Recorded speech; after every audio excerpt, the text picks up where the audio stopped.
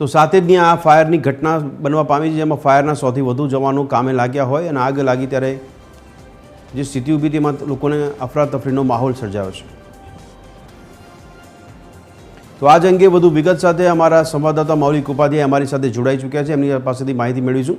મૌલિક, જણાવશો કે આગ કેટલા વાગ્યાની આસપાસ લાગી હતી, કયા કારણથી લાગી હતી, કોઈ કારણ જાણવા મળ્યું છે કે કેમ, અને આટલા સમયથી અત્યારે આગની સ્થિતિ શું છે, કેટલા ફાયર ફાઇટરો કામે લાગ્યા છે અને કોઈ જાનમાલના સમાચાર મળી રહ્યા છે આપને? બપોરે 4 વાગ્યા આસપાસ સાતેજ ખાતે આવેલ આ જે ફેટ કેમિકલ ફેક્ટરી છે ત્યાં આગનો બનાવ છે તે બન્યો હતો અને તેના જ કારણે અમદાવાદ ફાયરના જે ફાયર બ્રિગેડની છે 13થી પણ વધારે જે ગાડીઓ છે તે ઘટના સ્થળે પહોંચી હતી। સાથે સાથે કડી છે, સાણંદ છે, કલોલ છે, આ તમામ આસપાસના વિસ્તારની જે ફાયર બ્રિગેડની ટીમ છે તે અહીંયા પહોંચી હતી। લગભગ 20થી પણ વધારે ફાયર બ્રિગેડની ગાડીઓ અને 100થી પણ વધારે જે જવાનો છે તે જે આગ છે તેને કંટ્રોલમાં લેવાના સતત 6 કલાકથી પ્રયાસ છે તે કરવામાં આવી રહ્યા છે। જે રીતે દ્રશ્યો છે તેમાં પણ જોઈ શકાય છે કે હજુ પણ જે આગ છે તેને કંટ્રોલમાં લેવાની જે કવાયત છે તે કરવામાં આવી રહી છે। જે ફાયર બ્રિગેડના જવાનો છે તેમના દ્વારા સતત પાણીનો મારો છે તે કરવામાં આવી રહ્યો છે। લગભગ 4 વાગ્યા આસપાસ જે આગનો આ બનાવ છે તે બન્યો હતો ત્યારે જે અહીંયાના ડાયરેક્ટર છે જે આ ફેક્ટરી છે તેમનું કહેવું હતું કે ફાયર એલાર્મ વાગ્યું હતું અને ગોડાઉનમાં ભાગે સૌપ્રથમ આગ છે તે લાગી હતી અને ત્યારબાદ આગ છે તે સમગ્ર પરિસરમાં પથરાઈ હતી અને તે દરમિયાન લગભગ 15થી 18 જેટલા લોકો છે તે અહીંયા હાજર હતા, પરંતુ તમામને સહી સલામત છે તે બહાર કાઢવામાં આવ્યા છે।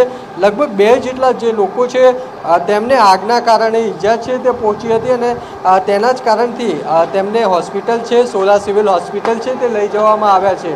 અત્યારે આ રીતે ફાયરની ટીમ છે તેના દ્વારા સતત પાણીનો મારો છે તે કરવામાં આવી રહ્યો છે અને પાણીનો મારો ચલાવીને આગને બુઝાવવાના પ્રયાસ છે તે કરવામાં આવી રહ્યા છે। દ્રશ્યો છે કે આસપાસની જે બિલ્ડિંગો છે તેની પણ આ પ્રકારની હાલત છે તે થઈ છે। હાલ તો આસપાસના જે વિસ્તારમાં અલગ અલગ જે ફેક્ટરીઓ આવેલી છે ત્યાં તમામ કામગીરી છે તે બંધ કરવામાં આવી છે, કારણ કે જ્યારે આગનો બનાવ બન્યો ત્યારે આસપાસના વિસ્તાર છે તેને ખાલી કરવામાં આવ્યો હતો અને ખાલી કરાવીને તમામ લોકોને અહીંયાથી બહાર લઈ જવામાં આવ્યા હતા, જેથી કરીને કોઈપણ પ્રકારની અનિચ્છનીય ઘટના છે તે ન ઘટે।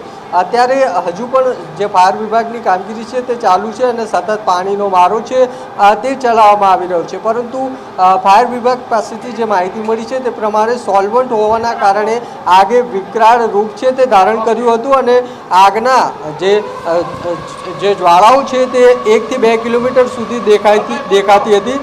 પોલીસ વિભાગ પાસેથી જે માહિતી મળી છે તે પ્રમાણે 2 જેટલા લોકો છે તેમને દાઝી જતા હોસ્પિટલમાં જે રીતે દાખલ છે તે કરવામાં આવ્યા છે। સાથે અંદર કોઈ પણ હવે ફસાયું ન હોવાની પણ પોલીસ વિભાગ તરફથી અત્યારે જે પ્રાથમિક માહિતી છે તે મળી રહી છે। ભદ્રેશ જી મૌલિક, ખૂબ ખૂબ આભાર અમારી સાથે જોડાવા બદલ।